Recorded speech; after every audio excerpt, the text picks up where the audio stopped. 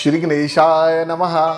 प्रिय दर्शकों, आपके पसंदीदा कार्यक्रम में मैं आचार्य पंकज शास्त्री आप सबका हार्दिक स्वागत करता हूं, हार्दिक अभिनंदन करता हूं। कार्यक्रम को इतना स्नेह, इतना प्रेम, इतना आशीर्वाद देने के लिए आप सभी का तहे दिल से बहुत बहुत धन्यवाद। और जितने बड़े बुजुर्ग ये कार्यक्रम देख रहे हैं, जितने बड़े ये कार्यक्रम देख रहे हैं, मैं उनको सबको प्रणाम करता हूँ।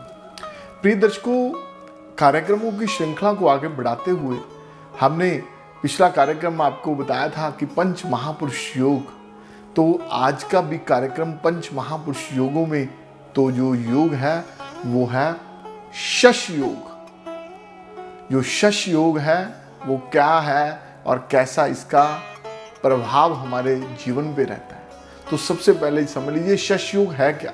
देखिए, मैंने आपको बताया कि पंच महापुरुष योग क्या है कि एक तरह के राजयोग हैं, और जो कि उच्च अवस्था कैसी, अपनी राशि में, अपनी उच्च की राशि में, अपनी स्व राशि में, अपने जन्म कुंडली के अच्छे भावों में बैठ करके जो निर्माण करते हैं उनको और योग राजयोग श्रेणी में ही आते हैं।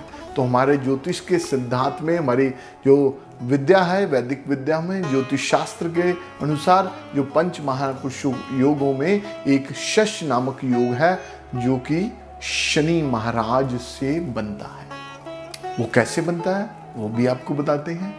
प्रिय दर्शकों, शश नामक योग केंद्र आपको पहले ही बताया था, अभी दोबारा बता रहा हूं। केंद्र है पहला भाव, चतुर्थ भाव, सप्तम भाव और दशम भाव। ये जो केंद्र है हमारी जन्म कुंडली का एक केंद्र बिंदु, जैसे कहते हैं ना केंद्र बिंदु, तो वो है एक टारगेट।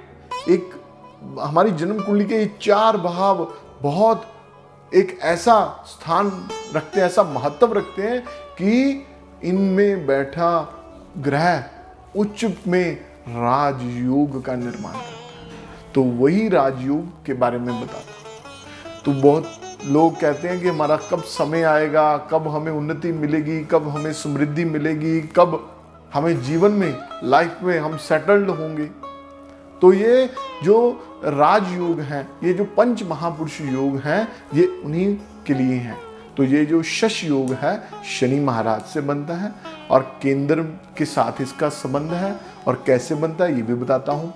ये है कि प्रिय दर्शकों, ध्यान से समझ लीजिए, कुंभ और मकर राशि में जब शनि महाराज, जो कि इनकी अपनी राशि है मकर एवं कुंभ, 10वीं राशि और 11वीं राशि, जब शनि महाराज केंद्र में इन दो राशियों में से किसी में भी बैठते हों तब शश योग बनता है, ये राजयोग का निर्माण होता है। और तीसरी राशि भी सुन लीजिए, जो शनि महाराज की ये दो राशि में बता दी जो इनकी स्व राशि कही गई है, मकर एवं कुंभ। और तीसरी राशि है प्रिय दर्शकों, वो है तुला राशि, जो इनकी उच्च राशि है।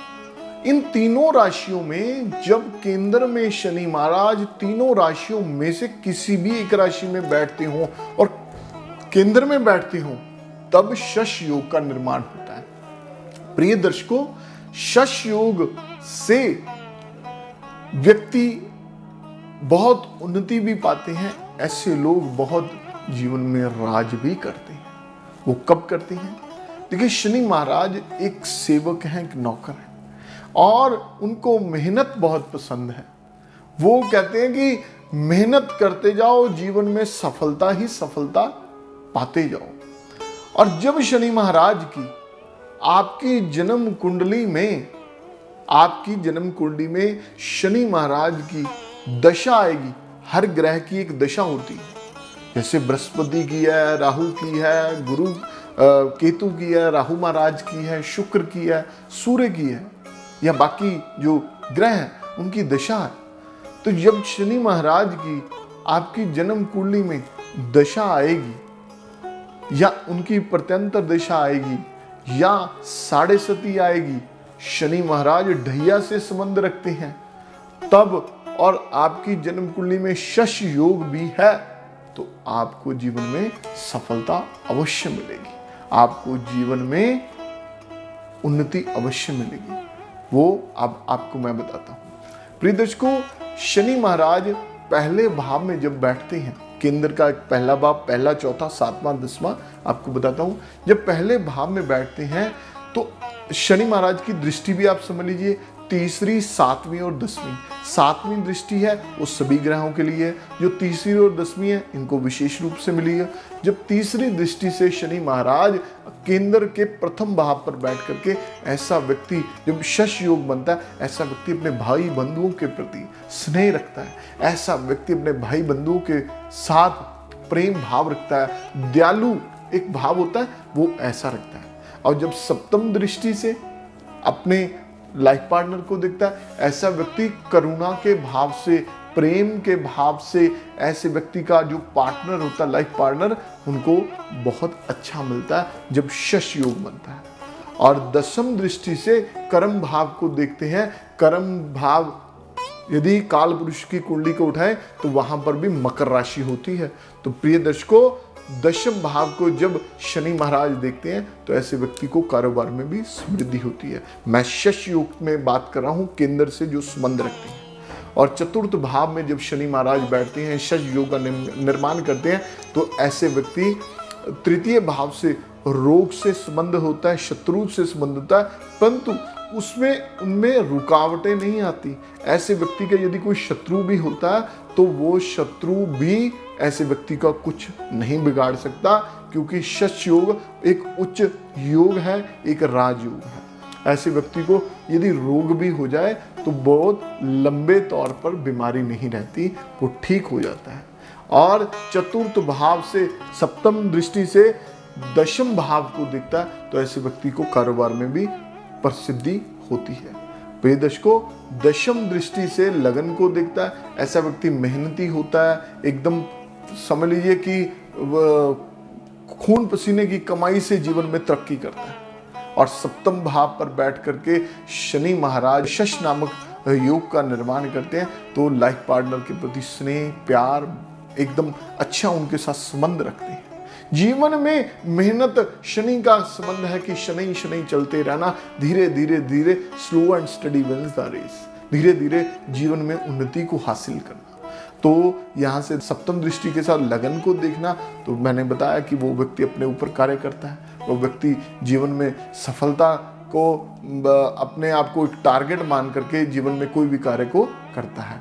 और 10वीं दृष्टि से तृतीय भाव को जब देखता है तो अपने भाई बंधु के प्रति स्नेह, प्रेम, उनके साथ एक उसकी जो संबंध है वो बहुत अच्छा चलता है। पराक्रम भाव को जब देखता है। प्रिय दर्शकों, अब हम बात करते हैं केंद्र का जो अंतिम भाव है वो है 10वां भाव। जब शनि महाराज उसमें बैठते हैं तो वहां पर बैठ करके तृतीय दृष्टि से लगन को देखते हैं, तो वैसा व्यक्ति मेहनत के साथ तो चलता है, ऐसा व्यक्ति दूसरों को साथ लेने के भी संकल्प लेकर के, दूसरों को साथ लेकर के अपने काम में, क्योंकि कर्म भाव का संबंध है, उनको साथ लेकर के भी चलता है। प्रिय दर्शकों, सप्तम दृष्टि से चतुर्थ भाव को ऐसे व्यक्ति की भूमि, भवन निर्माण बनाने में भी बहुत रुचि होती है। उनको अपनी माता के प्रति स्नेह, अपनी माता के प्रति एक जो भाव है सेवा का, वो भी रहता है। मैं शश योग की बात कर रहा हूँ, ध्यान से मैं बार बार यही बात कर रहा हूँ।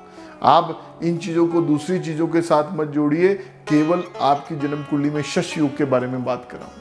और 10वीं दृष्टि के साथ प्रिय दर्शकों, जब आपके स्पाउस को, अपनी पत्नी के भाव को, अपने साझेदार के भाव को, अपने लाइफ पार्टनर के, अपने जीवन साथी के भाव को देखता है, तो सप्तम भाव जो है वो केवल जीवन साथी का नहीं है, वो आपके बिजनेस पार्टनर के साथ भी है।